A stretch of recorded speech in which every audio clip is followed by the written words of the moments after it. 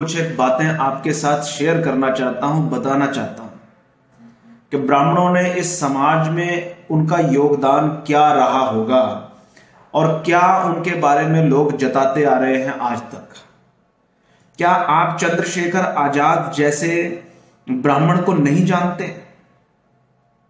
क्या आप दामोदर सावरकर जैसे ब्राह्मण को नहीं जानते? क्या बाल गंगाधर तिलक जैसे ब्राह्मण के बारे में किसी को कोई जानकारी नहीं है? क्या लाल बहादुर शास्त्री जैसे प्रधानमंत्री के बारे में किसी को कोई जानकारी नहीं है कि कितनी सरलता से वो प्रधानमंत्री का जीवन जीते रहे और किन स्थितियों में परिस्थितियों में उनका मर्डर करवाया गया था? क्या रानी लक्ष्मीबाई एक ब्राह्मण कन्या के बारे में किसी को कोई जानकारी नहीं है? क्या राजेंद्र प्रसाद जैसे हमारे राष्ट्र के राष्ट्रपति के बारे में किसी को कोई जानकारी नहीं है? आजादी का बिगुल बनाने वाले राम प्रसाद बिस्मिल पंडित के बारे में किसी को कोई जानकारी नहीं है? क्या कोई नहीं जानता कि मंगल पांडे क्या चीज थे? अकेले ही टक्कर ले ली। क्या कोई नहीं जानता कि लाला लाजपत राय कौन थे? राजीव दीक्षित जैसे व्यक्तित्व से कोई जानकारी नहीं किसी की। सुभाष चंद्र बोस भारत के पहले प्रधानमंत्री असल में वही थे। क्या इसके बारे में किसी को कोई जानकारी नहीं है?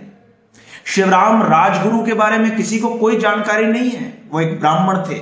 विनोदा भावे के बारे में किसी को कोई जानकारी नहीं है, वो एक ब्राह्मण थे। गोपाल कृष्ण गोखले, लक्ष्मी कर्नल, मदन मोहन मालवीय, रविशंकर व्यास, मोहनलाल पंड्या, महादेव गोविंद रानडे, तात्या तोबे, खुदीराम बोस, सबसे कम उम्र का क्रांतिकारी खुदीराम बोस जो आजादी को प्राप्त करने के लिए फांसी पर झूल गया था। खुदीराम बोस अभी 2-3 दिन 4 दिन पहले ही उसका जन्मदिन था, शायद किसी को पता भी नहीं होगा।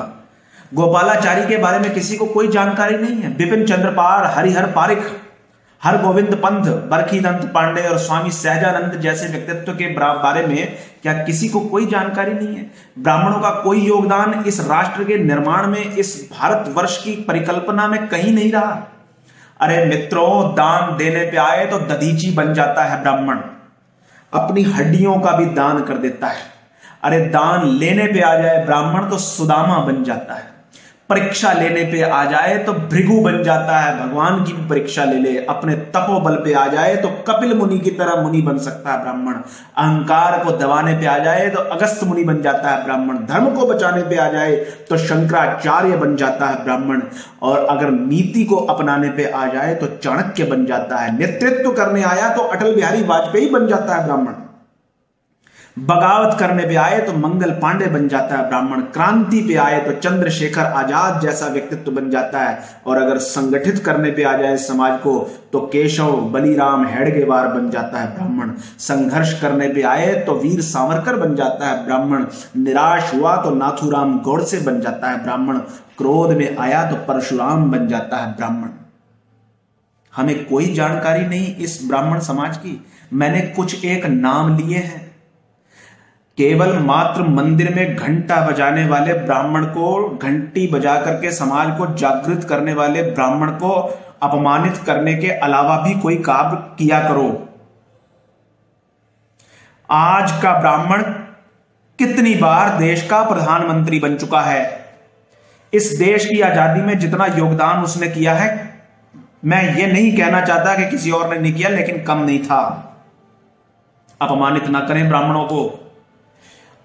ये जो तिरस्कार का दंश ब्राह्मण इतने सालों से लगातार पी रहे हैं मनुस्मृति के नाम पर और चीजों के नाम पर, उन्हें बस करें, अब बस करें, विचार करें उनके योगदान के बारे में। अगर आप लोग इसका विचार नहीं करना चाहते तो एक दिन जैसे और समाज हिंदू समाज से दूर हो गए हैं, मेरे से लिख के रख लो, ये ब्राह्मण समाज को आप खुद अपने से दूर कर लोगे। और जब 2 भाई आपस में लड़ते हैं, 4 भाई आपस में लड़ते हैं, एक एक करके अलग हो जाते हैं, तो दूसरे लोग उनकी क्या स्थिति कर देते हैं, इसका आप लोगों को अंदाजा होगा। लेकिन अभी समझ में नहीं आ रहा। हर समय ब्राह्मणों को अपमानित करने का ठेका लेना बंद कर दें। आप सब लोग बहुत गुणी हैं, लेकिन ब्राह्मण समाज का योगदान समाज के लिए कोई कम नहीं रहा कभी भी।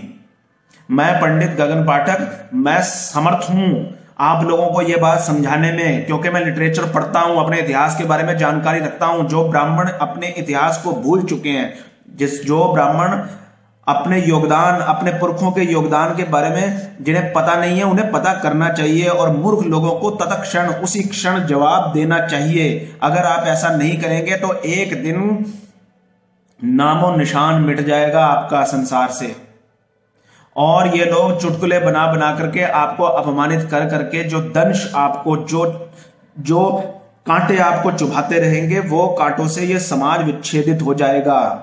मेरी प्रार्थना है सबसे लोगों से, ब्राह्मणों को अपमानित करना छोड़ दें। जय श्री राम।